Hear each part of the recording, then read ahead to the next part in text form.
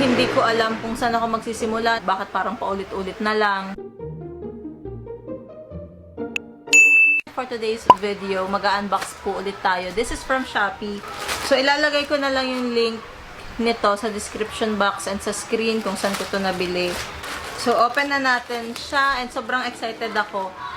Kasi, okay, konting kwento and konting pasensya na po sa maiingay sa labas. Pasensya na. Talagang mga hyper ang mga bata dito. This past few days, parang medyo na-overwhelm ako. Hindi ko alam kung saan ako magsisimula. Nawawala ako sa focus. Kahit pag nasa shop ako, medyo nawawala ako sa focus. Parang ang dami kong gustong gawin.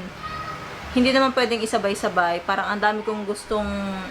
Basta ang dami kong gustong gawin. Pag nag-iisip kasi ako ng sobra, medyo na-stress ako. Eh ngayon, isang libro na lang yung binabasa ko. So, ang binabasa ko kasi ngayon is itong Think and Grow Rich ni Napoleon Hill.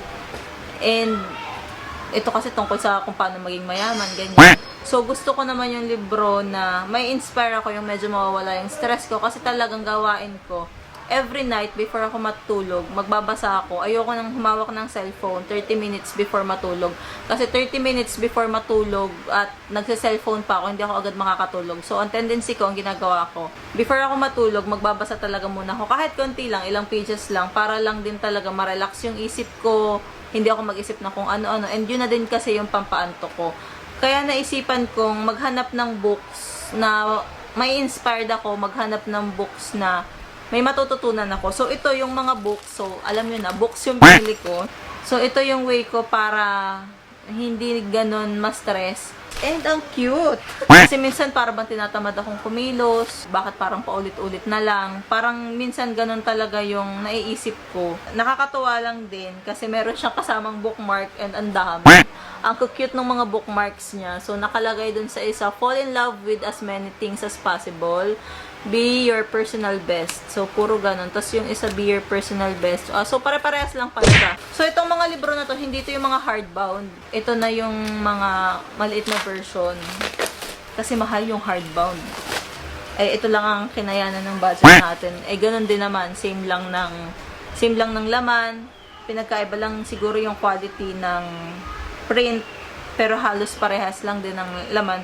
As long as nababasa ko, okay na ako doon. First na nakita ko is The Mountain is You. So, meron tayo nito. To the Ultimate Seeker's Guide for those brave enough to face their true north and take their power back. So, next is, manipis lang pala to.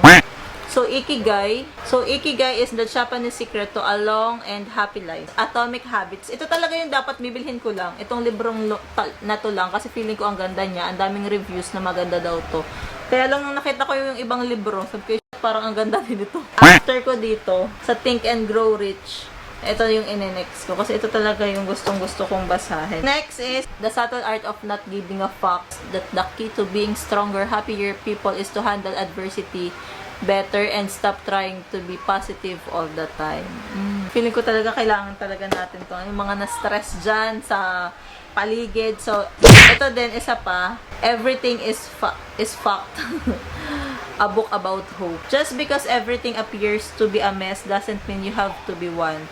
Mark Manson's book is a call to arms for better life and better world and could not be more needed, right? So, dalawa na lang to. Itong isa is The 7 Habits of Highly Effective People. Talagang puro self-love, self-care, hope, mga ganyan. Mga habits, It has transformed the lives of presidents and CEOs, educators, and parents. In short, millions of people of all ages and occupation. Every so often, a book comes along that not only alters the lives of readers, but leaves the imprint on the cultures. Feeling ko ang ganda nito. Then last one, The Daily Stoic. 366 meditations on wisdom, perseverance, and art of living. So, natatawa ako kasi puro ganito halos yung libro kasi feeling ko kailangan ko talaga. Sobra ako na-stress, sobra ako na-overwhelm, hindi ako makafocus. So, yun. Dito lang talaga ako nakaka-relax. So, kung gusto nyo na bumili ng ganitong klaseng libro, mura lang talaga dun sa shop na binilhan ko. So ilalagay ko na lang yung link sa description box or sa comment section kung saan ko man ito i-upload. And, ayun, sana ma-inspire din kayo dito sa mga pinagagagawa ko. So, if ever, try ko, once na natapos ko siya, try kong gumawa ng onting review or self-assessment kung ano ba changes sa akin. why not, 'di ba? Try natin.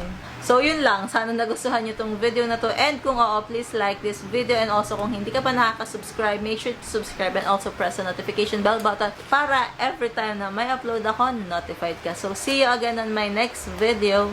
Bye-bye!